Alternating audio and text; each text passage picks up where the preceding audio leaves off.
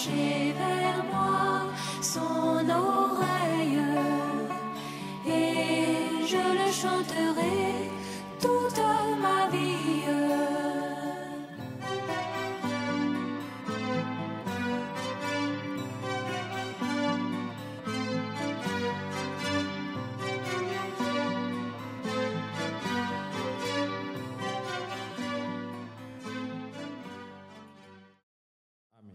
Amen. Dieu bénisse notre frère. Dieu bénisse les frères et sœurs. Quand vous allez repartir dans vos assemblées, dites que leur bien-aimé d'Abidjan les salue. Nous sommes dans la même préparation et nous croyons qu'un jour, il n'y aura plus beaucoup d'assemblées disséminées à travers la terre, mais nous serons une seule assemblée des premiers-nés inscrits dans le ciel et nous y serons vraiment dans cette Jérusalem qui a été préparée pour nous. Et nous serons heureux d'être avec celui qui nous a tant aimés, de le servir, de l'adorer éternellement. Que Dieu soit loué. On va se lever pour faire notre première lecture. Et je vais le découper certainement en plusieurs séquences pour ne pas être très long à chaque fois, de telle sorte que, comptant sur la grâce de Dieu, on puisse retenir l'essentiel. Vous savez, l'apôtre Pierre a raison quand il disait que nous sommes déjà instruits dans la vérité présente. Et il n'y a pas de nouvelles choses à nous apprendre. Les choses que nous pourrons lire, c'est des choses qui ont été déjà lues, c'est des choses que vous connaissez déjà, mais ça fait partie de ce que nous pouvons relire encore. Parce qu'il est question que, voyez, au verset 12, 1 Pierre au chapitre 1, verset 12. C'est juste une lecture d'introduction avant d'aller sur le texte de base. 2 Pierre du moins, 2 Pierre 1, verset 12. 2 Pierre 1, verset 12. Voilà pourquoi je prendrai soin de vous rappeler ces choses, bien que vous les sachiez et que vous soyez affermis dans la vérité présente. Amen. Je regarde comme un devoir, aussi longtemps que je suis dans cette tente, de vous tenir en éveil par des avertissements. Amen. Vous voyez, le motif de Pierre, ce n'était pas d'apprendre quelque chose de nouveau, mais c'est des choses qui étaient déjà connues par ceux qui étaient dans la vérité présente. Amen. Et ils étaient vraiment affermis dans la vérité présente. Nous allons lire donc la suite dans 1 Pierre. Nous retournons dans 1 Pierre au chapitre 2. 1 Pierre au chapitre 2.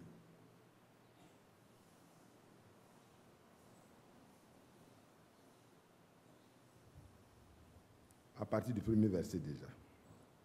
Nous l'avons lu hier, nous allons le relire aujourd'hui, parce que beaucoup n'étaient pas là.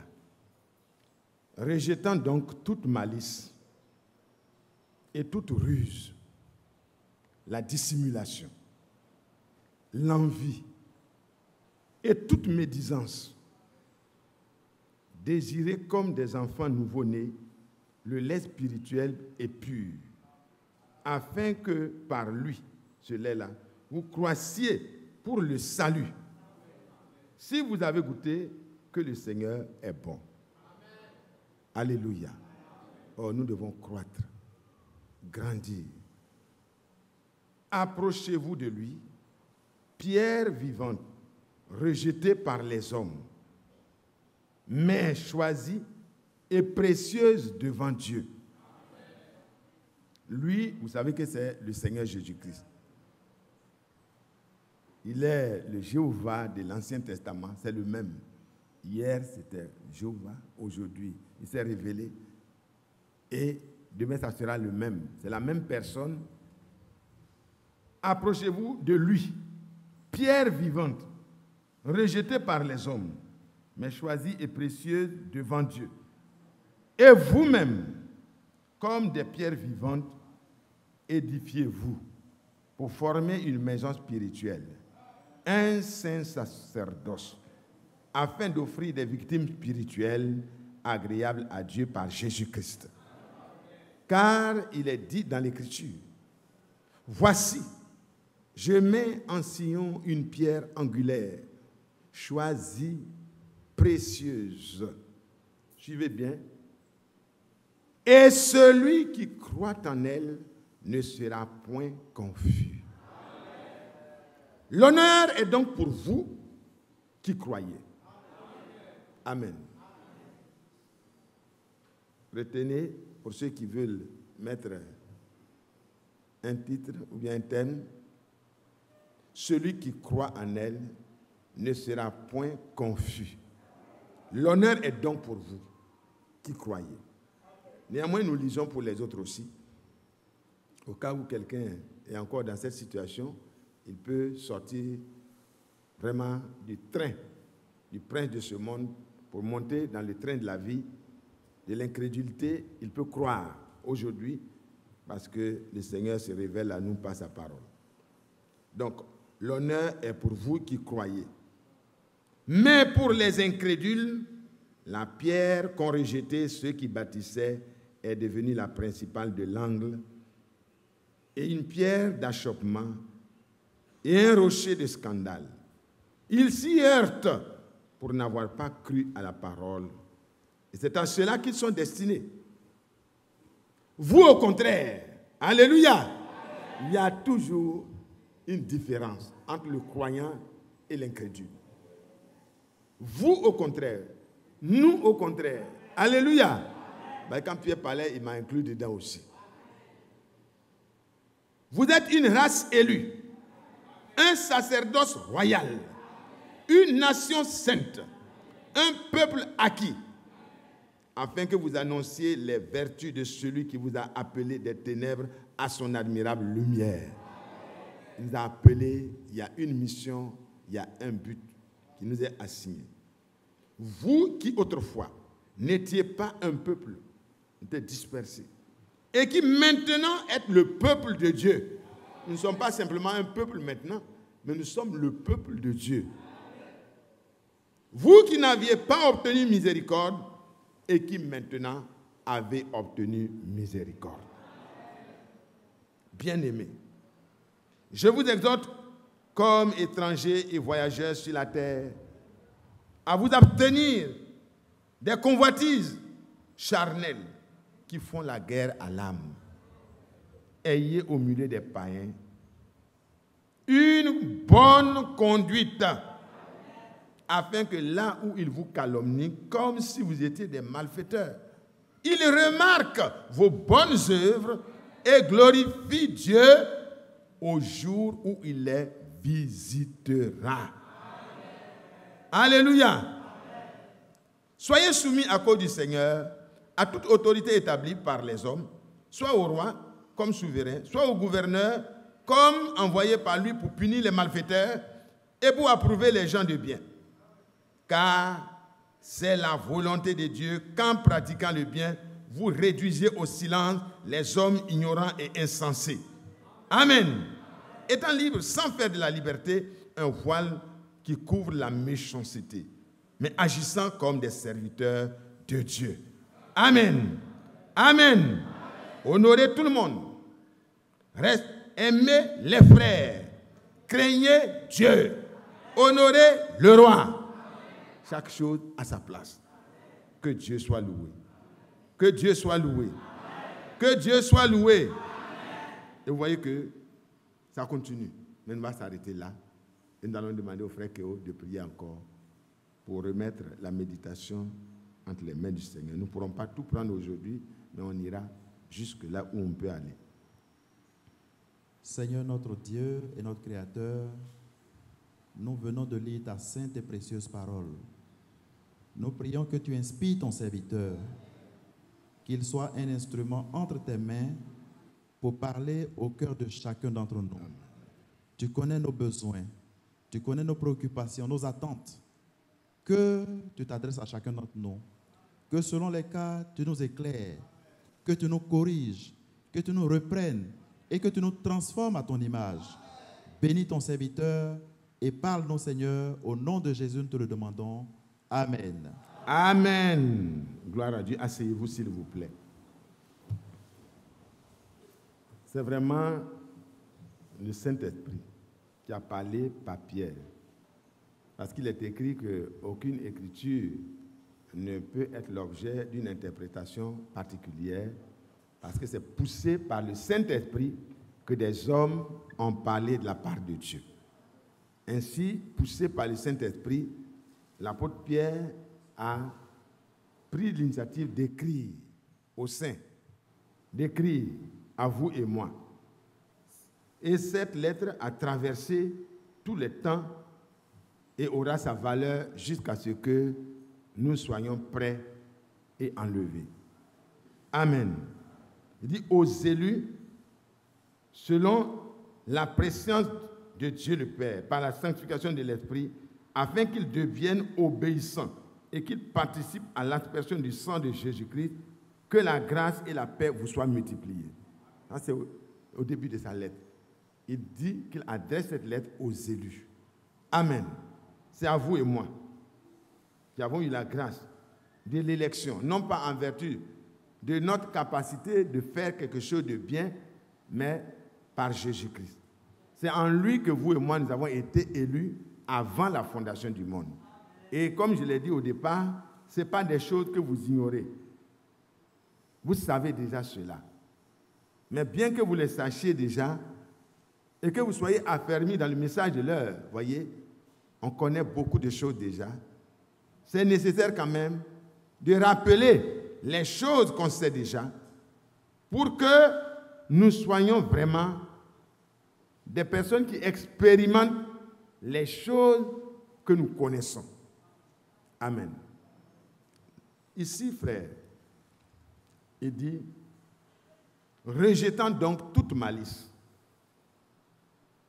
et toute ruse, la dissimulation, l'envie et toute médisance. Vous pouvez compléter ça avec d'autres versets de la Bible qui parlent de comment la chair se manifeste, comment le vieil homme se manifeste, comment il nous garde dans son asservissement. Et le chrétien qui a reçu la grâce de Dieu et à qui Pierre adresse cette lettre ce matin par le Saint-Esprit, Dieu adresse cette lettre à chacun de nous. Dieu nous donne par sa force le pouvoir de faire quoi? De rejeter. Amen. Vous vous souvenez de Psaume 33? Nous allons lire ça et on va revenir à notre verset. Suivez bien. Je suis un peu décousu, mais Dieu va coudre pour que vous puissiez retenir l'essentiel. Quand Dieu parle, si tu es attentif, si tu identifies qu'est-ce que Dieu a dit, le reste là, Dieu lui-même va le réaliser. Que toute la terre, verset 8, Psaume 33, verset 8, que toute la terre craigne l'Éternel. Vous savez, à la fin du verset, il a dit « craignez Dieu ». C'est Dieu qui mérite d'être craint. Ne craignez pas l'homme. La crainte de l'homme tend un piège. Mais celui qui se confie en l'Éternel est toujours protégé. Que toute la terre craigne l'Éternel. Que tous les habitants du monde tremblent devant lui. Pourquoi? Car il dit et la chose arrive. Il ordonne et elle existe. Ce matin, voici ce que Dieu dit pour toi et moi. Il dit. Il t'ordonne. Rejette. Peut-être aujourd'hui, tu as trouvé jusque-là l'excuse. Non, frère, c'est ma faiblesse. C'est comme ça que je suis. Mais Dieu te dit ce matin, rejette. Est-ce qu'on ne peut pas rejeter? On peut rejeter. Bartimée était avec son manteau. Avec ça, il se servait pour se protéger du froid. Mais quand le Seigneur l'a appelé, comme ce n'était plus nécessaire pour la suite, il a rejeté ça, il est allé, il a reçu ses yeux, il est parti, il a eu de nouveaux habits certainement, il n'était plus exposé. Ta vie qui t'a couvert jusque-là, les œuvres de la chair, le comportement charnel que tu as eu jusque-là, frère, que tu as eu jusque-là, ma soeur, en tant qu'élu, le Seigneur t'ordonne ce matin de rejeter. Non, je ne vous entends pas. Rejeter quoi? Toute malice, toute ruse, toute dissimulation. Ça veut dire ce que tu es là, Dieu voit déjà ça. Donc ce n'est plus la peine de te cacher. La ruse, c'est une procédure qui vraiment n'est pas de Dieu. Je ne vais pas m'attarder à faire la définition de la ruse parce que je n'ai pas vraiment... J'aurais pu consulter les frères pour qu'ils m'aident, mais allez-y chercher la signification. Être rusé, c'est différent d'être sage. Être rusé, c'est différent d'être sage. Et avoir la dissimulation, avoir de la malice, tout ça, ça va dans le même... C'est un cœur qui n'est pas droit. C'est quelqu'un qui n'est pas droit. Mais qui peut rendre ce cœur tordu là droit? C'est le Seigneur. Ce matin, regarde. Si dans ta vie, il y avait la dissimulation, il y avait la malice, il y avait la ruse, l'envie aussi, vous voyez? La dissimulation, c'est essayer de montrer autre chose que ce qui est dedans. On dissimule. Vous voyez, vous allez voir dans Hébreu, allons-y. Au fur et à mesure, on va aller dans des textes. Hébreu 4, le verset 13. Alors, quand on essaie de dissimuler, c'est peut-être devant les hommes. Mais le problème, c'est que nous avons à rendre compte un jour à Dieu. Et c'est pourquoi nous lisons dans le chapitre 4, verset 13, « Nulle créature n'est cachée devant lui, mais tout est nu et découvert et à découvert aux yeux de celui à qui nous devons rendre compte. » Donc dans la vie de chaque jour, toi qui es élu de Dieu, tu ne dois plus manifester de la dissimulation. Tu ne dois plus avoir de la ruse. Tu ne dois plus avoir de la malice. La malice appartient au malin. Le diable est l'auteur de la malice. Et au travers de notre vieille nature, le diable met ces choses-là et c'est comme ça qu'on se comporte. Et on finit par croire que c'est comme ça qu'on est. Mais toi, élu, tu n'es pas comme ça. Dieu ne t'a pas élu pour avoir de la malice. Il ne t'a pas élu pour avoir de la ruse. Il ne t'a pas élu pour avoir de la dissimulation. Il t'a élu pour que toutes ces choses-là disparaissent. Accepte ça ce matin. Et il continue. Il faut rejeter quoi encore? L'envie. Si Dieu a béni mon frère Richard Kwame, il lui a donné une position, un poste, une femme, un enfant, quelque chose que moi, je n'ai pas encore eu. Qu'est-ce que je dois faire? Qu'est-ce que je dois faire? Je dois me réjouir. Dans la nouvelle nature que Dieu nous donne là, nous avons le pouvoir de nous réjouir avec ceux qui se réjouissent. Et nous avons le devoir et le pouvoir de pleurer avec ceux qui pleurent. On n'est pas heureux quand un frère est malheureux. On n'est pas malheureux quand un frère est heureux. Non. Maintenant, si toi tu vois que c'est le contraire qui se produit, c'est qu'il y a quelque chose qui va passer pas tard. Arrête-toi ce matin. Et au nom du Seigneur, rejette. Dieu te donne le pouvoir. Parce que quand Dieu parle, c'est un pouvoir qui est derrière sa parole. Quand Dieu dit rejeter, et que tu es d'accord avec ce que Dieu dit que ce n'est pas bon, et que tu veux rejeter, tu seras en mesure de rejeter ça. Et tu peux aligner les autres choses, l'impudicité. Et tout ce que tu vois dans ta vie. La médisance, voilà un danger. Vous savez qu'aujourd'hui, ce n'est plus les problèmes d'impudicité, de vol, à main armée et de toutes ces choses-là qui peuvent attraper facilement quelqu'un qui vient écouter la parole de Dieu ici quand même. On est assez enseigné pour éviter ça. Mes frères, le diable, il a raffiné les choses pour les amener sous un autre angle. Et la médisance fait partie des éléments dangereux. La médisance est différente de la calomnie. Dans le cas de la médisance, c'est des choses qui sont réellement arrivées. Mais ce n'est pas forcément des choses qui sont bien à entendre partout. Et ce que tu ne veux pas qu'on fasse pour toi là, il ne faut pas le faire pour les autres. S'il arrivait que tu as des problèmes, des difficultés dans la marche, dans ton foyer ou dans ton travail ou ailleurs, tu aimerais que les frères qui apprennent ça puissent se mettre à genoux dans le secret de leur maison pour prier pour toi, pour que le Seigneur te secoue. Qui n'aimerait pas ça? Celui qui n'aime pas ça ne lève pas la main. Qui n'aimerait pas que quand il a un problème, si Mathias apprend, il ne puisse pas en parler à Kéo, à Jacques, à telle personne, sous forme de répandre cette mauvaise chose.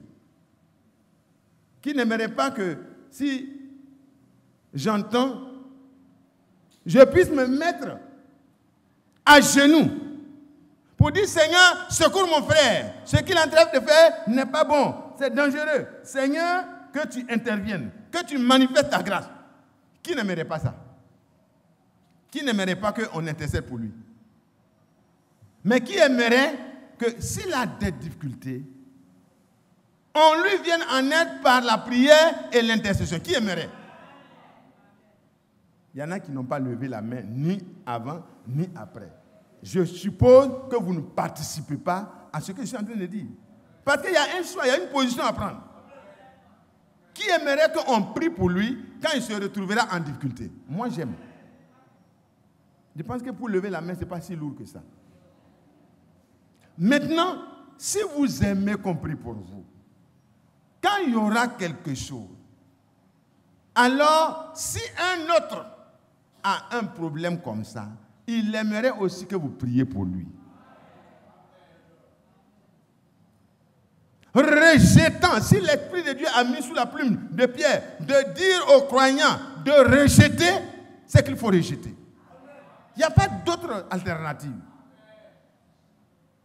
Ne sois plus malicieux, ne sois plus rusé, ne sois plus quelqu'un qui fait de la dissimulation. Ne sois plus envieux. Si Dieu a béni ton frère aujourd'hui, réjouis-toi avec lui. Dieu ne t'a pas oublié. Il l'a programmé pour toi. Pénina se moquait de l'autre.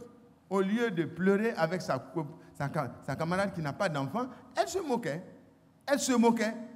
Elle avait des manières avec ses enfants de se moquer. Ça, c'est pas bon. Certainement, elle n'est pas envieuse. Mais Anne, dans sa situation où elle était contente que l'autre ait ses enfants. Et elle dit, moi aussi, Dieu, il faut te souvenir de moi. Et quand elle a vu que le problème tardait et que ça devenait assez difficile avec les moqueries de celle qui était là, elle a fait quoi? Elle a pris son problème pour aller devant Dieu, pour que Dieu résolve son problème. Que Dieu lui donne aussi ce dont elle a besoin. Si ton problème est là, et que Dieu, à côté de toi, est en train de bénir les autres, réjouis-toi avec eux de la bénédiction que Dieu leur a accordée. Maintenant, va devant Dieu pour dire, Seigneur, souviens-toi de moi. J'ai été heureux quand j'ai vu l'autre vraiment dans sa situation. Seigneur, souviens-toi de moi. Ma situation là, ne m'oublie pas. Amen. Dieu est content quand un cœur pur, de toute envie, s'adresse à lui. Tenez compte de ça.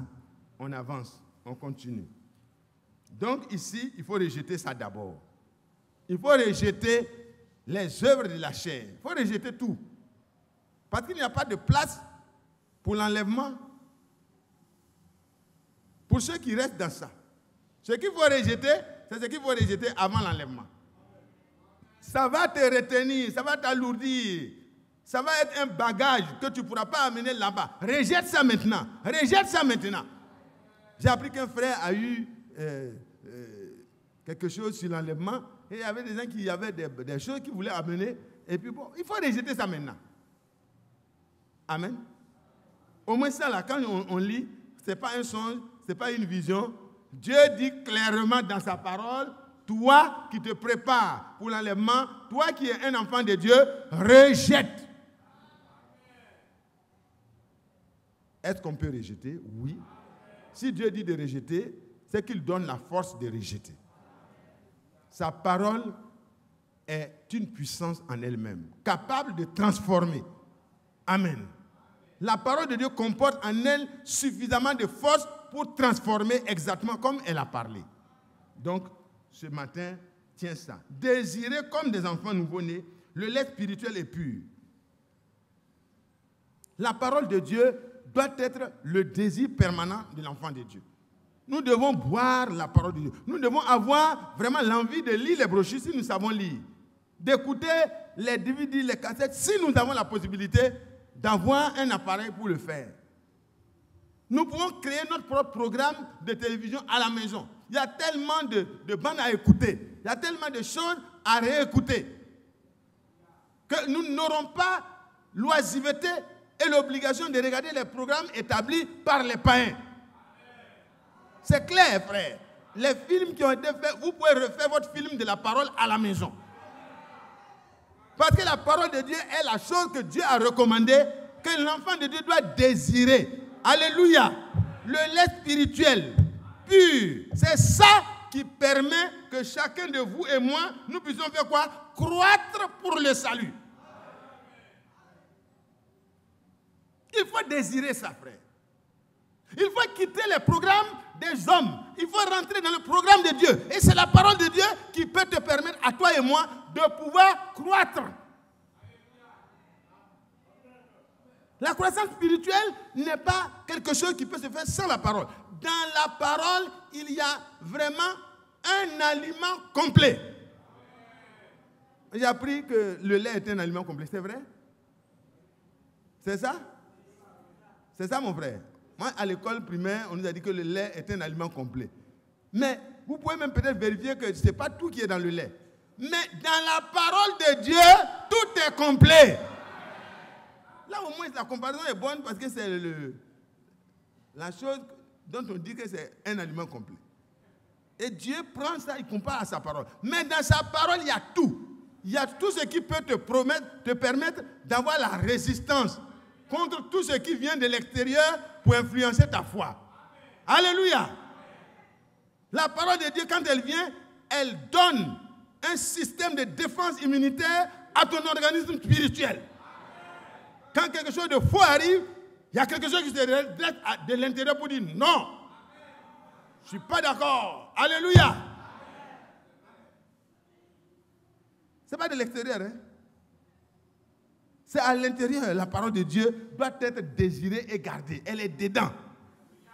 Dans la parole de Dieu, il y a ce qu'il faut pour que tu puisses avoir la musculature spirituelle.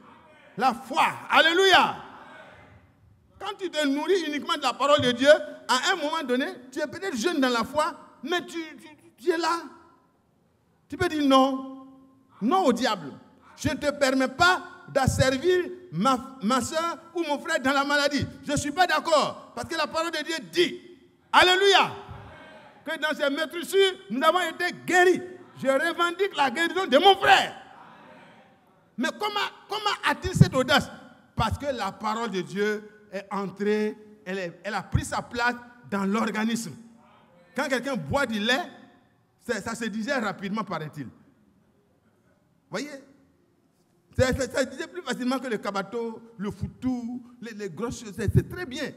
Mais si tu bois le lait, là, c'est le bon lait, pas le lait. Bon, parce que vous voyez, ceux qui traitent le lait aussi, parfois les mains sont sales, ça met des microbes, les bactylocoques. Bon, je ne suis pas scientifique, mais la manière d'extraire le lait compte beaucoup. Mais le lait de Dieu est meilleur. Et la manière dont Dieu a déposé ça dans sa parole, elle est parfaite. Pour que ton organisme puisse se nourrir et prendre de l'embonpoint. Pendant que tu grossis naturellement, il faut qu'à l'intérieur aussi, il y ait de l'embonpoint. C'est pour ça qu'il faut boire le lait. Il faut désirer le lait spirituel. Je comprends quand les enfants, à un moment donné, un enfant qui est en bonne santé, quand sa maman est en train de travailler trop dehors, et que l'enfant n'a pas son lait, qu'est-ce qui se passe? À un moment donné, l'enfant crie. Mouah! L'enfant crie. Qu'est-ce qu'il veut? Il désire. Il désire le lait. Alléluia. Il désire s'alimenter. Un enfant qui n'est pas en bonne santé, maman n'a qu'à aller avec ses seins, avec son biberon, ce n'est pas son problème. Il est là couché, il est en train de mourir, hein, mais il ne réclame pas. Il n'est pas en bonne santé, il n'a pas l'appétit. Mais le chrétien qui se prépare pour l'enlèvement, il a un ardent désir d'écouter la parole saine, la parole de la vérité, l'évangile du salut, qui n'est pas trafiqué, mais qui est rendu tel qu'elle est rendue. Alléluia. Et c'est ce que Dieu a fait pour nous en cette fin de temps. La vraie parole a été ramenée pour que notre organisme spirituel se nourrisse et se régale des choses qui doivent nous donner une bonne santé. La santé de l'enfant. Tu vois l'enfant 1 mois, tu reviens dans 2 mois, 3 mois, tu vois un enfant qui commence à bouger, il attrape tout. Alléluia. Dans 5, 6 mois, 7 mois, il faut revenir. L'enfant commence à bouger partout. Il ne peut pas se lever peut-être pour ce moment, mais quand il fait ses 4 pattes, il arrive, il veut attraper tout. C'est un bon signe. Alléluia. Que Dieu soit loué. L'enfant de Dieu doit croître. Nous devons grandir. Nous devons grandir, frère. Et quand on arrive à un certain moment, les parents, selon la connaissance qu'ils ont déjà de la vie, ils ajoutent. Vous voyez, ils complètent l'aliment. De telle sorte qu'à un moment donné, l'enfant peut arriver à s'asseoir pour prendre son poulet et distinguer les os et manger. Alléluia. Quand il rencontre un os, il ne jette pas tout le poulet. Il sait qu'il y a une bonne partie. Il enlève et puis il dépose l'os. Il dit, ah, mais vraiment, tu es devenu grand. Alléluia. Mais au départ, c'est le lait d'abord. Et on grandit. Même quand on est devenu grand, le lait encore est là. Oh, que Dieu soit loué. Nous continuons. Donc, nous devons vraiment retrouver l'appétit. L'appétit. Si tu n'as pas l'appétit des choses de Dieu, il y a une maladie qui te ronge en bas. Ton système immunitaire va baisser de puissance. Et à un moment donné, l'ennemi va prendre vraiment le territoire. Tu vas devenir malade. Spirituellement, tu vas être affaibli. Quand l'ennemi va venir, il va prendre vraiment une portion très importante au fur et à mesure. Et quand il a gagné du terrain, il appelle ses alliés. Paraît-il qu'il y a une maladie. Quand lui rentre, elle cherche à détruire, à désorganiser le système immunitaire. Et quand il désorganise, il ouvre les fenêtres maintenant. Il dit, bon, venez, on va terminer. Ratissage. Mais quand la parole de Dieu est là à l'intérieur, alléluia, dès que la maladie se présente, la parole de Dieu dit, il n'y a pas de place pour toi. Frère, désirez. Et comme Dieu nous dit de désirer, il crée en nous, par sa parole que nous entendons, le désir désormais de lire les brochures, de lire les lettres circulaires, d'écouter les DVD et les CD qui viennent de Krefeld, comme les prédications d'ici. Nous devons écouter. Il y a tellement de choses importantes à connaître. Nous ne nous contentons pas de ce qu'on écoute le dimanche. À la maison, on dit, celui qui veut être heureux, qu'est-ce qu'il doit faire? Il doit méditer la parole de Dieu jour et nuit. Ça t'adresse à moi, ça s'adresse à toi. Pour pouvoir rejeter tout ce qu'on a dit là, c'est la parole de Dieu qui vient. Parce qu'il a dit dans Jean 17, 17, sanctifie-les, rends-les saints par ta vérité, car ta parole est la vérité. C'est quand la parole entre en tant que la lumière, elle chasse tous les ténèbres. Parce que les scientifiques définissent les ténèbres comme l'absence de la lumière. Quand la parole n'est pas à l'intérieur de la vie de quelqu'un, c'est les ténèbres qui prennent la place.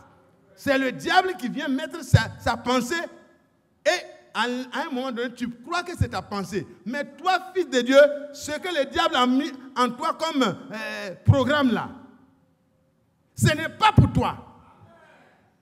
Il faut formater ça. Il faut rejeter ça.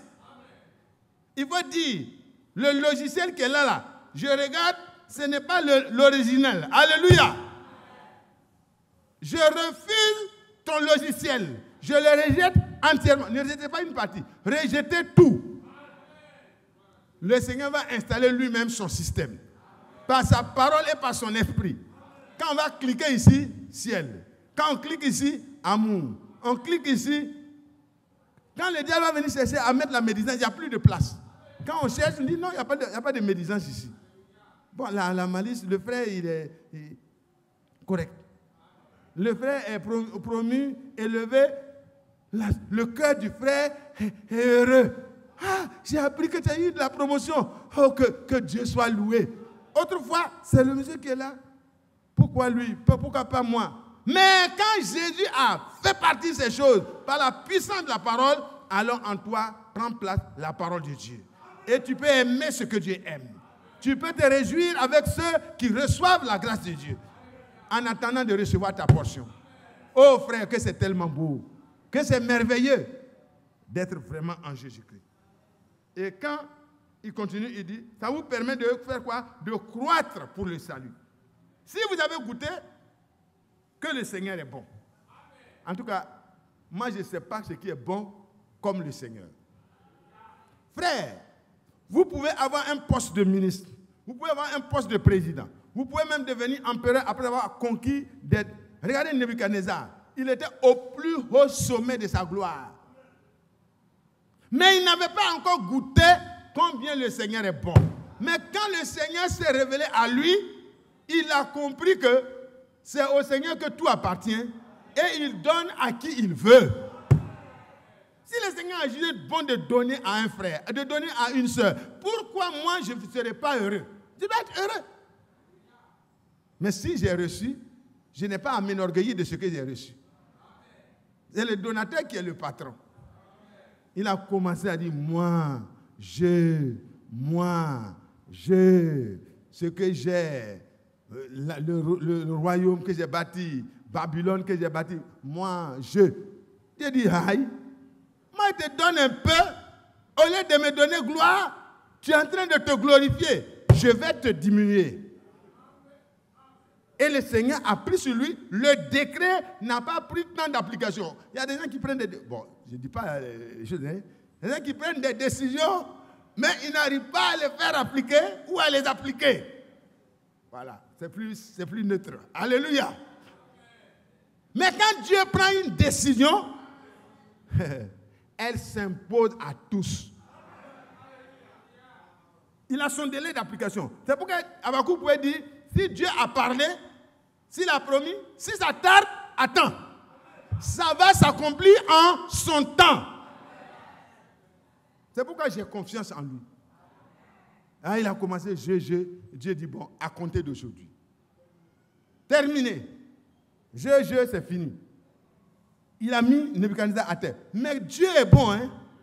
Dieu savait que cet homme-là avait besoin d'être éclairé, qui n'est rien. Et qui n'a rien. Et qui peut rien. Et qui ne pourra jamais rien. Et qu'il y a un seul à qui appartient tous les pouvoirs. Il le donne à qui il veut, il retire quand il veut. Alors, les gens, je ne sais pas comment ça s'est passé, remis au palais, le roi est expulsé. Mais les gens sont restés, le conseil a gardé le trône pendant 7 ans. Il n'y a pas eu de successeur. Ils ont géré les affaires courantes. Alléluia. Les directeurs de cabinet, les quoi, gérer les affaires courantes pendant ce temps. Les affaires courantes. Il dit, mais le roi, là, mais depuis longtemps, là, il est fou. Changeons-le. Il dit, non, on ne sait pas ce que ça peut devenir. Il n'est pas mort. Donc, attendons. Peut-être des méchants étaient là, ils souhaitaient que ça soit fini pour lui. Non, ça ne sera pas fini pour lui. Parce que si la personne appartient dans le programme de Dieu, même si la personne a un problème un jour, Dieu permettra que la personne soit humiliée et s'humilie et reçoive la correction et reçoit utile. Bon, on ne dit pas reçoit. Les grands-mères sont là. On dit soit à nouveau utile. Alléluia. Oh, que Dieu soit loué. Nebuchadnezzar est parti. Il est resté là. La barbe a poussé. Il n'y avait plus de tondeur. Ah, tu vas aller attraper quelqu'un qui est fou. Bon, il est supposé fou. Donc, les gens ont protégé le coin où il était. Mais vraiment, on ne pouvait pas aller faire le travail d'avant. Les ongles ont poussé. Il n'y a pas de pédicure, manicure. Il n'y a même pas de repas. Ils mangeaient l'herbe. Peut-être ils ont nettoyé le coin pour qu'il y ait des bonnes herbes. C'est le roi quand même. Mais c'est l'herbe quand même. Il était plongé dans l'arbre. Vous savez comment Dieu peut humilier quelqu'un jusqu'à ce point? Mais quand Dieu le fait, il le fait par amour. Pour que l'orgueil te quitte. Que tu saches que tu n'es rien. Mais que lui seul détient le pouvoir éternel. Au moment marqué, Dieu avait dit pendant un temps. Il a donné un temps et il a dit, je vais le visiter. Et le Seigneur l'a visité. Et à nouveau, les choses ont repris à fonctionner normalement dans sa tête, dans son esprit. Il dit, mais où je suis? Mais ce n'est pas possible. C'est moi, le roi. Et il a levé les yeux. Il a commencé à dire, oh, je bénis le Dieu très haut. J'ai mal agi. Il a commencé, il s'est humilié, il s'est repenti. Et la grâce de Dieu est accordée à celui qui s'humilie. Mais la grâce de se repentir appartient à Dieu. C'est Dieu qui te donne. Si Dieu ne te donne pas la grâce, tu seras orgueilleux jusqu'à ta destruction. Mais quand Dieu touche ton cœur, tu peux reconnaître que tu as agi au-delà de ce que Dieu voulait. Oh là là, Dieu ouvre ses bras. Quand l'enfant prodigue revenait, le grand frère était là, il dit, ah mais c'est pas possible, il a gaspillé, il revient et puis on va l'honorer. Oui, il n'est pas revenu comme il est parti. Il est revenu avec un autre cœur. Oh, Dieu aime le cœur meurtri et contrit. Les choses ont changé. Alors si vous avez goûté combien le Seigneur est bon, mes bien-aimés, vous devez vous approcher de lui. Amen. Approchez-vous donc de lui. Approchez-vous de lui, pierre vivante, rejetée par les hommes, mais choisie et précieuse devant Dieu. Rejetant. Première étape. En tant que des enfants nouveau-nés, nous avons commencé donc à croître pour le salut. Et nous mangeons la parole de Dieu. Alléluia. Et nous goûtons, nous voyons combien le Seigneur est bon. Alors, voyez la chose. Le chrétien, quand il arrive à ce niveau-là, il est vraiment constamment. Voyez, la parole de Dieu nous pousse dans la présence de Dieu. La parole de Dieu nous pousse dans la prière. La parole de Dieu nous inspire à prier Dieu. Et c'est pourquoi il dit, approchez-vous de lui. On s'approche de Dieu par la prière. Quand on médite et qu'on prie, c'est la manière d'avoir communion avec Dieu. C'est lui qui est la pierre vivante. C'est lui qui a été rejeté par les hommes. Et vous savez, dans Jean 1, il a dit, il est venu chez les siens et les siens ne l'ont pas reçu. Il a été rejeté, il n'a pas été compris. Les chefs de la loi, les docteurs de la loi, les chefs de la religion n'ont pas pu savoir qui était le Seigneur. Cependant, c'était celui qui était promis. Et ici, frère, à vous et moi, Dieu nous a donné la grâce d'entrer dans le sanctuaire par le sang de Jésus-Christ. Nous avons la liberté de nous approcher désormais de lui. Avec quoi? Avec un cœur sincère. Avec une foi ferme. Avec un cœur pur. Alléluia. Purifié de toute mauvaise conscience. Amen. Et alors, nous pouvons recevoir avec assurance, parce qu'il a dit, approchez-vous du trône de la grâce pour être secouru dans vos besoins. L'enfant de Dieu n'est plus à l'extérieur. Il est dans la présence de Dieu parce que Dieu l'a invité et il a accepté l'invitation. Amen. Et quand on est là, qu'est-ce qu'on doit faire? Et vous-même, comme des pierres vivantes, édifiez-vous pour former une maison spirituelle. Édifiez-vous. Il a dit que nous devons nous édifier. Pour s'édifier personnellement d'abord, c'est au moyen des instructions que donne la parole de Dieu que le chrétien construit sa vie de chaque jour pour qu'elle soit vraiment dans les normes de la parole. Mais édifiez-vous aussi, ça parle aussi des autres avec lesquels nous sommes. édifiez-vous. Quand je rends visite à mon frère, à vous, je rends visite à mon frère Kéo, je rends visite à telle personne, quels sont les sujets qui me préoccupent? Est-ce que ma causerie, est-ce que ma visite, est-ce que ce que j'apporte à mon frère lui permet de grandir, de croître dans le Seigneur, d'être édifié dans le Seigneur? Est-ce que je l'excite à l'amour des frères ou bien je discrédite tout le monde quand je vais? Alors quand la communion n'est pas saine, elle n'est pas fraternelle. Mais quand la communion est saine et que c'est comment nous apprêter, si quelqu'un a des difficultés, comment l'aider pour qu'ensemble nous puissions former la maison de Dieu. Amen. Une maison spirituelle, un temple. Chacun de nous étant une pierre vivante.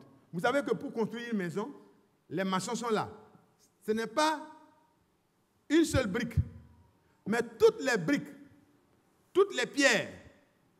Parce que si c'est une maison en pierre taillée, chaque pierre doit trouver sa place là où elle doit être. Et c'est ainsi que pierre après pierre, pierre après pierre, pierre après pierre, la maison arrive au chaînage. Et on s'en va encore, on fait le pignon. Et après, la toiture vient. Et les choses de confort, les fenêtres, les portes viennent. La maison spirituelle que nous devons bâtir, nous avons besoin des autres aussi. Nous avons besoin qu'ils soient édifiés. Que nos visites désormais soient édifiantes.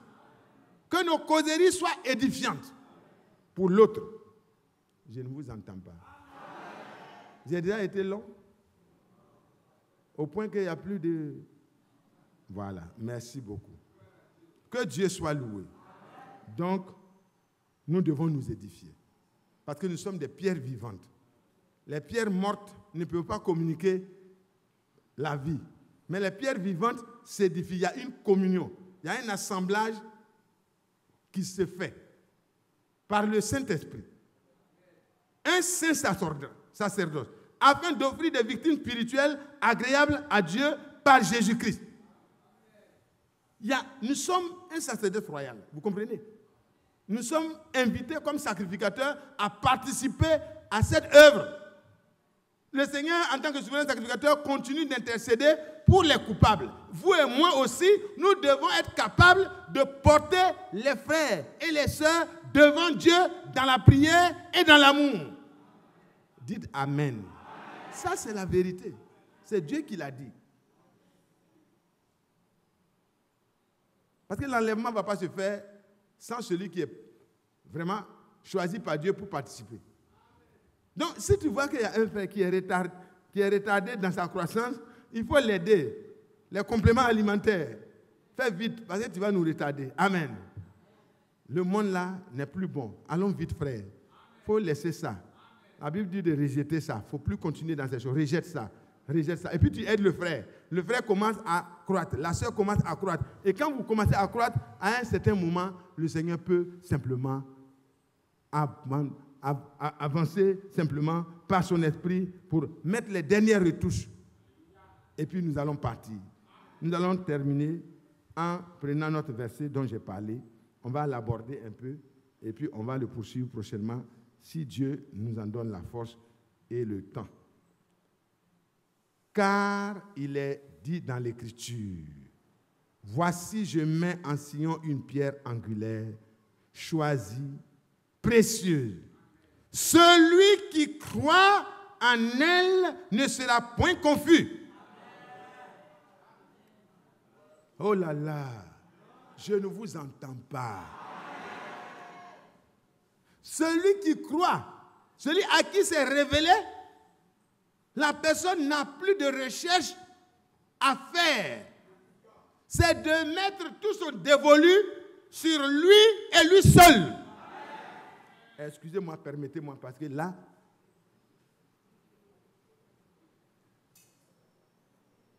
mes frères et mes sœurs, celui qui croit en lui ne sera point confus. Vous avez entendu plusieurs fois ici la prédication sur la foi. Frère Isaac l'a fait, frère Franck l'a fait depuis l'autre côté. Avant ça, nous avons eu plusieurs prédications sur la foi. croire le Seigneur. Et la Bible dit ici, celui qui, dans son temps, par la grâce de Dieu, peut reconnaître cette pierre angulaire qui est placée en Sion. Alléluia.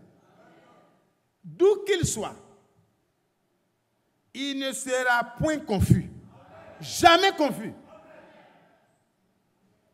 La foi, ce n'est pas je crois en Dieu, le Père Tout-Puissant, Créateur du ciel et de la terre, de l'univers visible et invisible. Ça, c'est une bonne chose. Le diable aussi croit ça. Il croit que Dieu existe, le diable sait. C'est pour ça qu'il essaie de dire que c'est lui qui est Dieu. Il sait que la réalité est là. Mais il trompe ses agents et dit c'est lui qui est le plus fort, Jéhovah est faible. Mais nous savons que le diable sera bientôt écrasé sous nos pieds. Sous nos pieds. En tant que la troupe des premiers-nés, des rachetés, qui sont inscrits dans le ciel et qui partiront. Parce que, vous voyez, dans Apocalypse 12, à un moment donné, on va lui échapper, on va partir. Le fils mâle, c'est bien nous. Alléluia.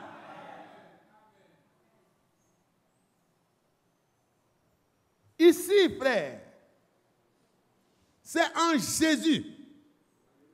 Jésus, dans l'Ancien Testament, vous pouvez le voir sous plusieurs... il se présentait à Abraham, il a dit, je suis le Dieu très haut. Après, il a dit, je suis El Shaddai. Sur la montagne de l'Éternel, quand il a pourvu, Abraham l'a appelé Jéhovah Jireh. Alléluia. Il est Jéhovah Rapha, quand il nous guérit. Il est Jéhovah Shabbat, El Shabbat, etc., etc. Il a plusieurs attributs. Mais c'est le seul et unique Dieu. Et pour notre salut, c'est le même qui s'appelle Jésus-Christ, le Seigneur. Yahshua. Ça c'est en hébreu. Mais Dieu permet que dans notre langue maternelle, on puisse l'appeler Jésus. Et dans d'autres, on dit Yeshua. Dans d'autres, mais c'est Jésus. En français. Que Dieu soit loué. Il dit, tu lui donneras le nom de Jésus, car c'est lui qui sauvera son peuple de ses péchés. Mais c'est lui, ce corps frêle, qui était couché dans un berceau, ce corps qui venait de sortir fraîchement du sein de Marie, ce bébé qui était couché, les mages ont vu son étoile depuis l'Orient. Ils ont commencé à faire une marche. Ils ont commencé à faire un voyage en amenant des cadeaux appropriés, des dons appropriés, qui décrivaient ce que le Seigneur est et ce qu'il est venu pour manifester. Il était roi. Alléluia. Il était venu pour servir. Et il était venu pour donner sa vie pour la rançon de tous ceux qui vont croire. Et les mages ont reçu cette révélation. Ils ont suivi l'étoile. Quand Hérode a voulu les mélanger, le Seigneur leur a redonné la route. Alléluia. Pour les choses de Dieu, tu n'auras pas besoin de trop te renseigner chez les hommes. Va directement chez Dieu. Il a commencé en toi, il sera capable de te mener. Ce n'est pas bon de s'attacher trop les services d'un homme pour comprendre certaines choses. Il y a des virages où il faut avoir une position solitaire avec Dieu. Il y a des virages où ce n'est plus un problème de groupe. C'est un problème individuel. Toi et Dieu. Qu'est-ce que Dieu dit? Parce que l'enlèvement, ça sera individuel. Même dans la même maison, dans le même foyer, monsieur peut se retrouver laissé et madame est partie. Madame peut rester, monsieur est parti. Les enfants peuvent partir, les parents sont restés. C'est pour ça que, frère, la foi, ne laissez pas quelqu'un vous attacher à lui. Laissez le Seigneur vous attacher à lui, le Seigneur. Frère, ne permettez pas que vous soyez placé sous le joug d'un homme. Vous êtes cadavre. Mais si vous laissez le Saint-Esprit vous placer sur cette pierre, Alléluia. Jésus est la pierre qui a été rejetée, mais le Seigneur en a fait la pierre angulaire. Incontournable. Dans tous les âges, tous les vrais hommes de Dieu ont ramené les hommes à Dieu. Si vous voyez un homme, tu commences à dire moi, commencez à prier pour lui. Nous ne sommes pas des disciples de Matthias. Nous ne sommes pas des disciples de qui que ce soit. De Paul, de Céphas, de Apollos. Nous sommes les disciples de qui? Jésus-Christ. Il faut mettre fin à cet esprit. Parce que quand, au temps de Paul, quand il y a eu le miracle qui a été accompli, au temps de Pierre, quand il y a eu ce miracle qui a été accompli par les disciples Jean et Pierre, le Seigneur a accompli au travers d'eux. Quand le paradis s'est retrouvé en haut, qu'est-ce qui s'est passé? Vous voyez que les hommes ont cette tendance-là.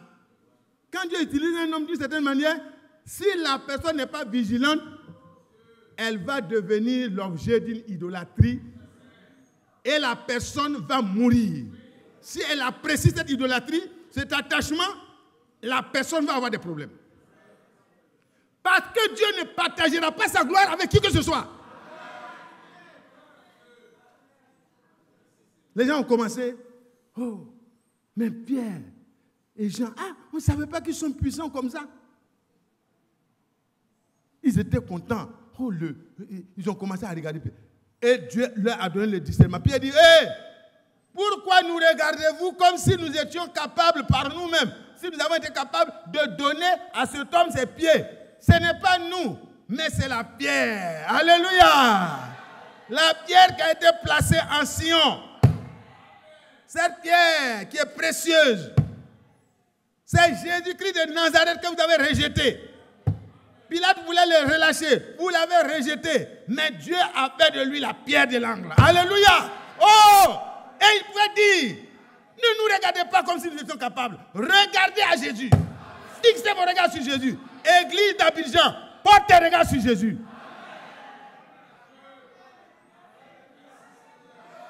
Que personne ne vous ensorcelle. Mais que vous puissiez désormais, frères, savoir que c'est la pierre angulaire, s'appelle Jésus-Christ de Nazareth. Ce n'est pas un homme. Et le Seigneur, dans son amour, a détourné les regards des hommes. Ils ont commencé. Mais vous voyez que quand les gens ont emporté Pierre et Jean, derrière eux, comme les regards n'étaient plus sur eux, Dieu a pris Pierre et Jean pour aller répondre de leurs actes devant les tribunaux de ce temps. Mais derrière eux, des milliers de personnes ont cru. Leurs cœurs ont été détachés des hommes et attachés à Dieu. Il dit, bon, Pierre n'est plus là, on ne sait pas s'il pourra revenir. Jean n'est plus là, on ne sait pas s'ils vont le laisser revenir. Mais ils nous ont dit que c'est Jésus. Jésus-Christ de Nazareth. Que c'est par lui que les pieds de cet homme ont été rétablis. Si le Seigneur a pu rétablir cet homme, c'est qu'il est là. Et s'il est là, il peut utiliser quelque personne qu'il veut. Personne n'est indispensable à Dieu. Hein? Est-ce que vous savez ça? Si vous faites malin, Dieu peut vous enlever et puis mettre des instrumentistes. Nous qui sommes ici, si on fait malin, Dieu peut nous enlever et puis mettre des hommes. Si vous êtes assis ici, vous faites malin, vous croyez que vous connaissez trop, Dieu peut vous enlever de votre banc là et puis remplacer par quelqu'un. Dieu n'a peur de personne. Dieu n'a peur de personne. Hein? Tout ce que nous sommes, ce que nous avons, nous l'avons par la grâce de Dieu. Et nous le sommes par la grâce de Dieu. Et la grâce est une faveur qu'on ne mérite pas. Alors doucement. Doucement. Que chacun de nous se dise doucement. Répétez doucement. Matthias, doucement. Je ne vais pas dire Matthias, il faut dire pour toi-même. Alléluia.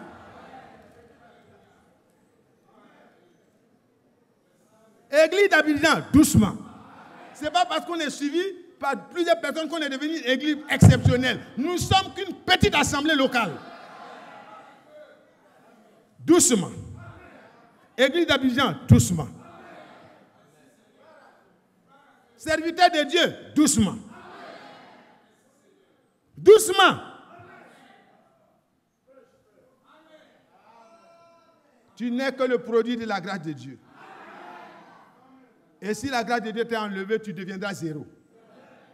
Mais quand la grâce de Dieu vient, tu deviens une valeur multipliée. Alors reste dans cette grâce-là.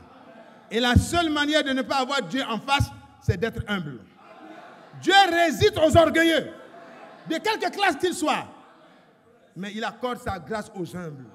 Soyons humbles, pas dans l'apparence. Ce n'est pas parce qu'on se coule comme ça. Non, frère, ça peut cacher, ça peut être la dissimulation à l'orgueil. C'est une affaire de cœur. C'est de comprendre que toi, tu n'es rien et que les autres sont importants. Quand tu commenceras à avoir comme ça, tu auras du respect pour tout le monde. Et quand tu auras du respect pour tout le monde, Dieu te respectera. J'ai placé, je mets en Sion une pierre angulaire. Alors quand vous enlevez la pierre de l'angle d'un bâtiment, le bâtiment s'écroule. Moi, je peux ne pas être là. Votre vie ne s'écroulera pas.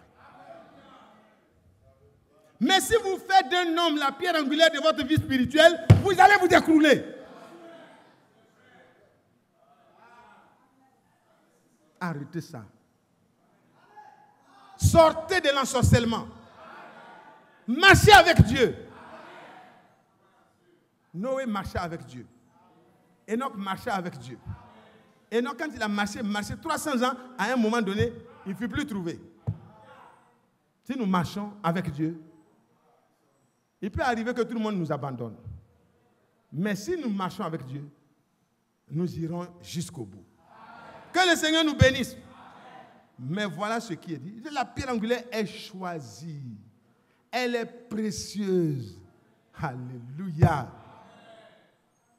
Et celui qui croit en elle, qui croit en Jésus-Christ ce matin, qui croit en cette pierre angulaire, qui croit en elle, n'écrivez pas quand on parle. Voilà, que Dieu vous bénisse. Qui croit en cette pierre angulaire? La parole de Dieu me dit de te déclarer que tu ne seras point confus. Jamais, jamais, jamais, jamais. Jamais. Mais ne détourne pas tes regards de l'objectif. Porte continuellement tes regards sur lui seul. Frère Branham, quand il a porté ses regards, il dit que même quand je prie et qu'il y a 10 000 personnes qui sont mortes, je ne peux pas douter de lui. Je vais continuer à prier pour les malades parce que je sais que ce qu'il a dit est vrai. Mais dans sa souveraineté, il peut faire mourir, il peut faire vivre.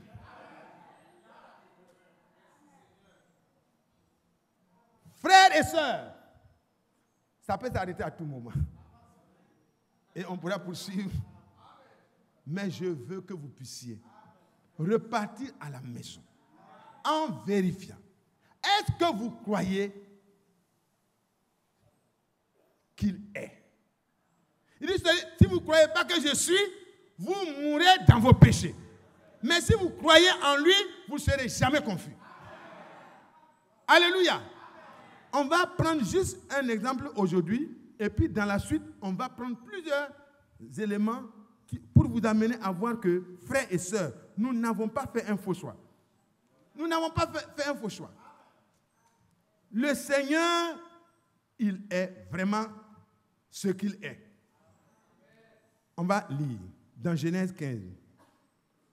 Genèse 15. Après ces événements, la parole de l'Éternel fut adressée à Abraham dans une vision. Et il dit, Abraham, ne crains point. Je suis ton bouclier. Et ta récompense sera très grande. Dieu apparaît dans une vision. Aujourd'hui, il nous apparaît par sa parole. Alléluia. C'est clair. Et la Bible a prévu de nous bénir. Parce qu'il dit, heureux ceux qui croient sans avoir eu une vision forcément. Est-ce que vous comprenez? Dieu peut donner une vision pour vraiment nous permettre de voir au-delà de ce que les yeux naturels peuvent voir. Mais il peut ne pas nous donner une vision, il nous donne sa parole.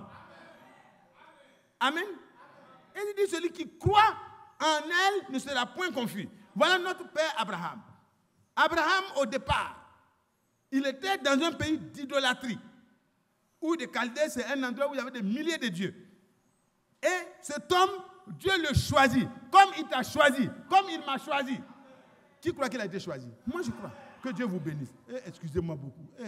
Levez les mains, descendez les mains, pardonnez-moi. C'est pour qu'on participe, quoi. Sinon, ce n'est pas parce que je veux vous fatiguer. Dis, mais ce petit-là, il croit que nous, on est à l'école primaire ou bien c'est quoi? Non, ne pense pas comme ça, pardon. Que Dieu te bénisse. Je sais que tu es un grand, mais comme nous sommes avec le grand, le plus grand, c'est lui. Il dit, lève la main. Si tu crois que c'est vrai, il faut lever la main. Quand on va sortir, tu reprendras ta classe. Que Dieu te bénisse. Je ne dis pas. Continuons. Après ces événements, la parole de l'Éternel fut adressée à Abraham dans une vision et il dit, Abraham, ne crains point. Ce matin, il est dit que ce que Dieu a dit à Abraham, ce qu'il a donné à Abraham là, ce n'est pas à Abraham seulement que la promesse fut faite, mais c'est à tous ceux qui auront la même foi qu'Abraham. Ce matin, toi qui crois, le Seigneur te dit, ne crains point. Parce que tu ne seras point confus. Quand on craint, c'est parce qu'il y a quelque chose que on voit que ça ne va pas marcher. Et Abraham était dans une situation où il avait besoin que Dieu lui parle. Il est sorti d'où des Chaldées, il a marché, il y a eu la séparation avec l'autre, tout ça. Et vous voyez, il y a eu même la victoire. Il est parti secourir l'autre. Il a eu la rencontre avec Melchisedec. Il y a eu la Sainte Seine qui a été faite. Et il a connu le nom de Dieu encore. Le Dieu très haut. Alléluia. Dieu s'est révélé à lui. Et c'était vraiment une marche qui était vraiment une belle marche. Marcher avec Dieu. Séparé de tous les compromis qu'il avait fait en amenant l'autre. Tout ça, ça a été réglé. Maintenant, il avait un problème dans le cœur. Et Dieu connaît les problèmes que vous avez dans votre cœur. Dieu connaît les besoins que vous avez présentement. Dieu connaît les besoins futurs. Il connaît tout avant que ça n'arrive. Même ce que vous n'avez pas prévu là, Dieu l'avait déjà prévu pour vous. La solution qu'il faut au problème qui n'existe même pas encore là, Dieu l'a déjà. Abraham pensait que, bon, vraiment la situation n'est pas facile. Je suis en train de vieillir, je n'ai pas d'enfant. C'était une préoccupation pour lui. Et voilà, Dieu va parler. Abraham répondit. Parce qu'il a dit, je suis ton bouclier. Vous savez, le bouclier, c'est vraiment une arme défensive. C'est une arme de protection. Quand vous avez le bouclier, ce n'est pas comme pour nos policiers là. Excusez-moi, les policiers, pardon. Mais pour nous là, si le lanceur de pierre là, ils sont nombreux, vous voyez, en face de vous, au moment où tu protèges ici là, po. Mais le bouclier que le Seigneur est plus grand que toi. Lui, il est infini et il est là devant toi. Il dit, je suis et ton bouclier. Alléluia! Il dit, je suis ton bouclier. Non, ce n'est pas possible. C'est-à-dire, on peut marcher avec assurance. Le diable ne peut pas nous surprendre. Et dans le psaume 139, il dit, tu m'entoures par devant, par derrière, et tu mets ta main au-dessus de moi. C'est plus qu'un antimissile. Alléluia. Oh là là. Les roquettes de Satan, les missiles de Satan, les bombardiers de Satan ne peuvent rien faire contre toi parce que je suis là. Abraham, je suis là pour te protéger. Je suis ton bouclier. Par la foi que tu as en moi là, je te protège. Parce que quand vous voyez dans Éphésiens, il parlait du bouclier de la foi. Alléluia. Je suis ton bouclier. Et ta récompense sera très grande. Parce que Dieu rémunère ceux qui croient en lui, ceux qui lui font confiance. Et je suis sûr que vous et moi ce matin-là, qui avons placé en lui notre confiance, qui croyons en lui, nous ne serons pas confus. Quel est le domaine de ton problème? Le domaine de ton besoin? Sois tranquille.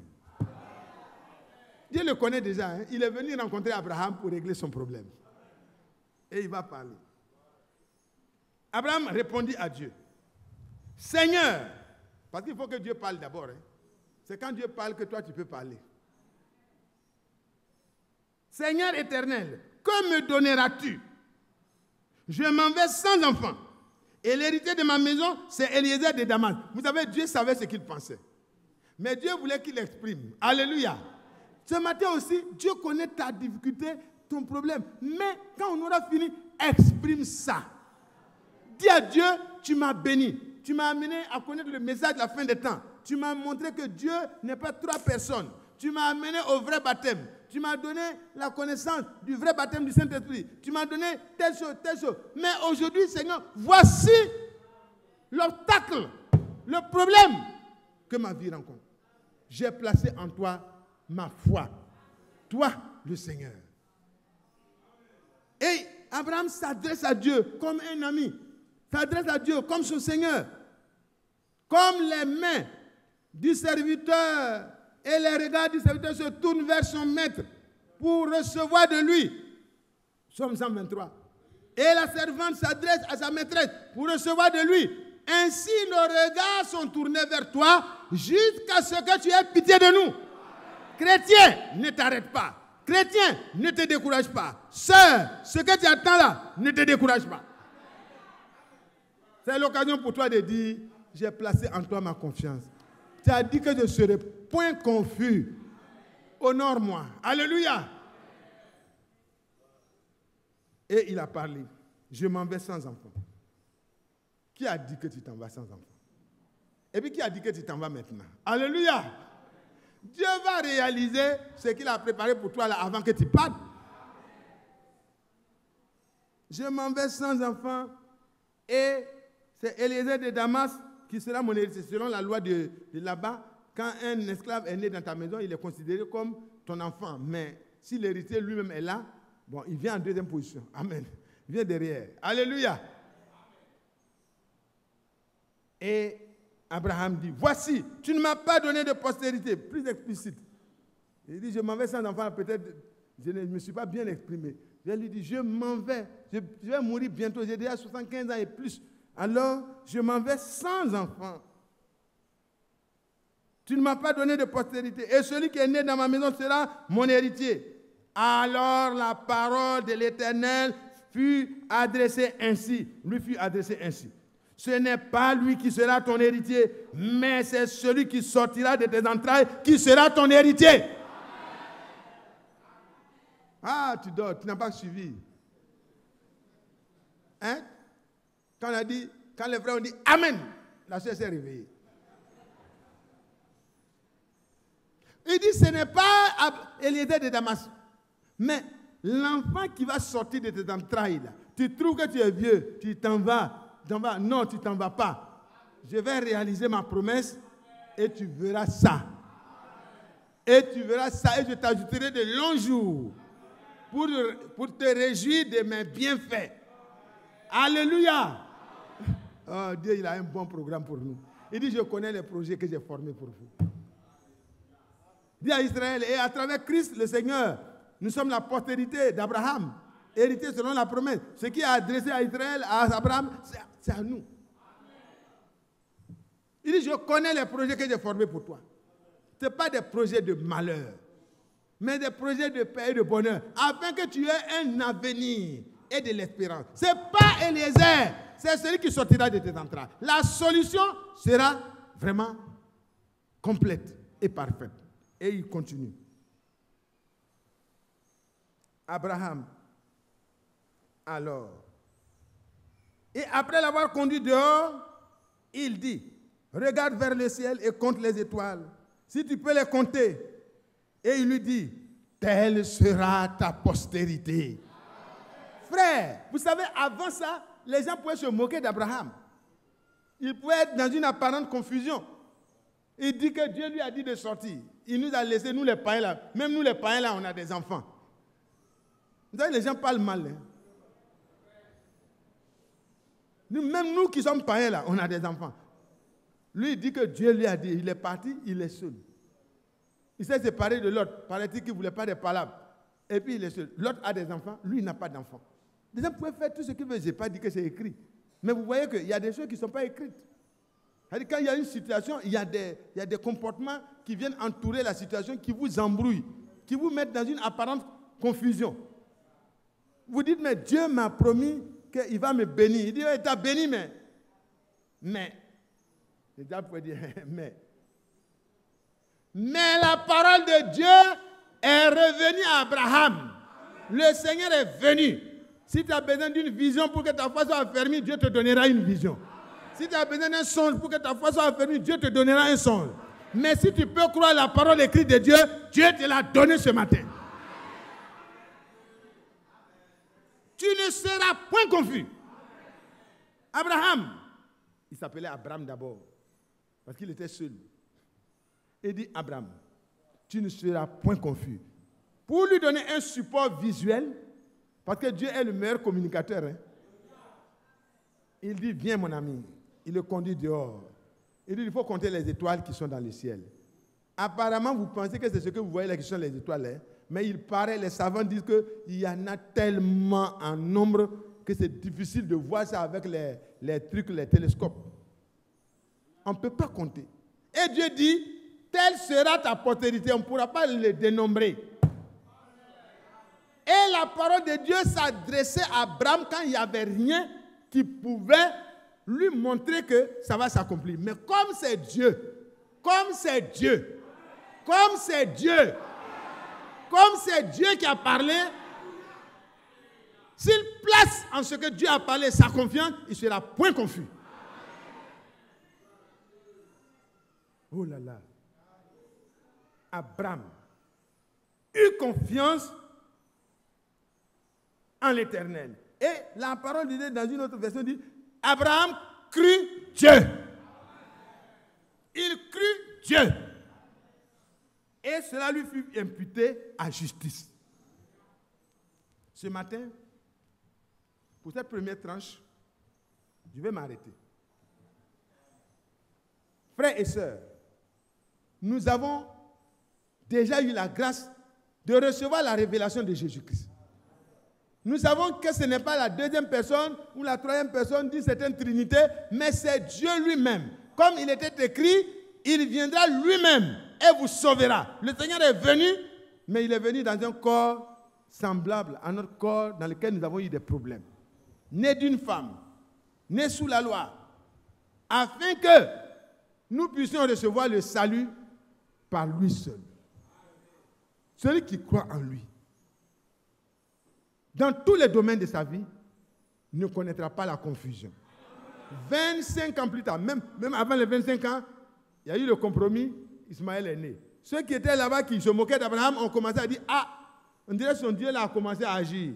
Mais sa vieille femme-là, c'est elle qui est sa femme, les gars. Elle a dit, prendre une femme chez les Égyptiens, sinon la pauvre Sarah, elle va être maltraitée. Ils ont commencé à parler. Dieu n'avait pas fini son programme. 25 ans plus tard, dans la 24e année après la promesse, Dieu revient lui-même. Il s'adresse d'abord à Abraham et il vient s'adresser à la femme. Là, c'est dans le Genèse 17 que tout ça s'est passé.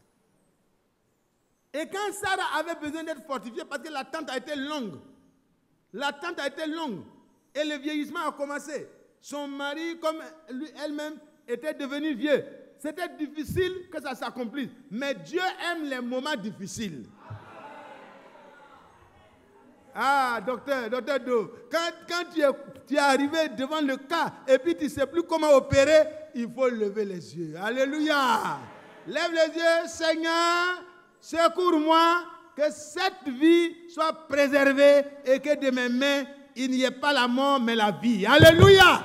Celui qui croit en lui dans tous les domaines de sa vie ne sera point confus.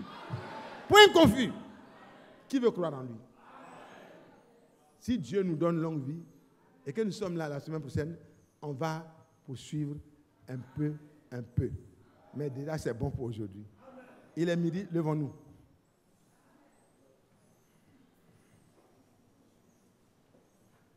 Alors, on m'a amené du secours, voilà.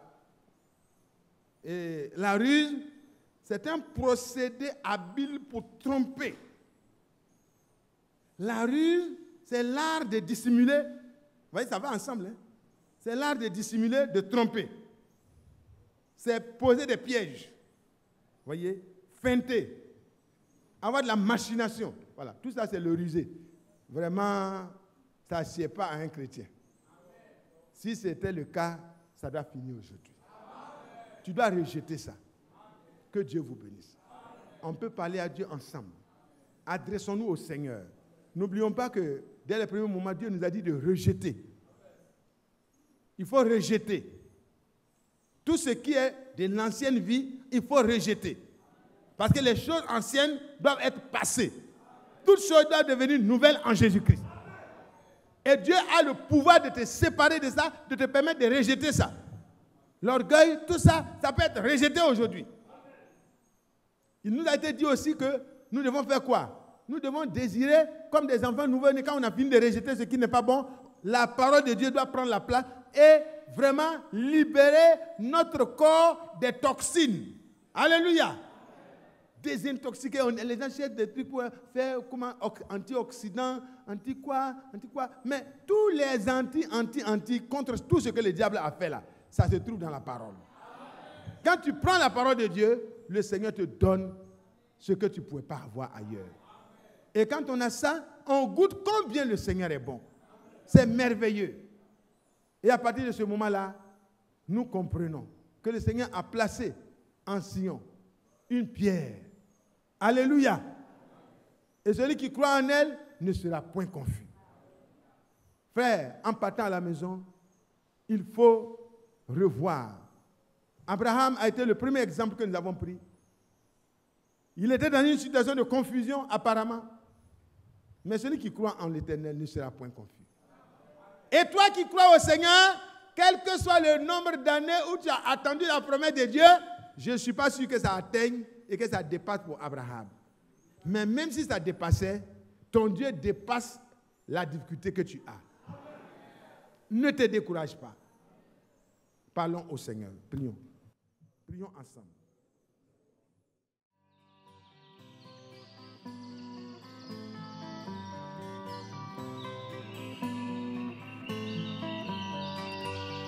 J'aime l'Éternel, car il entend ma voix. Il a penché vers moi son oreille, et je le chanterai toute ma vie.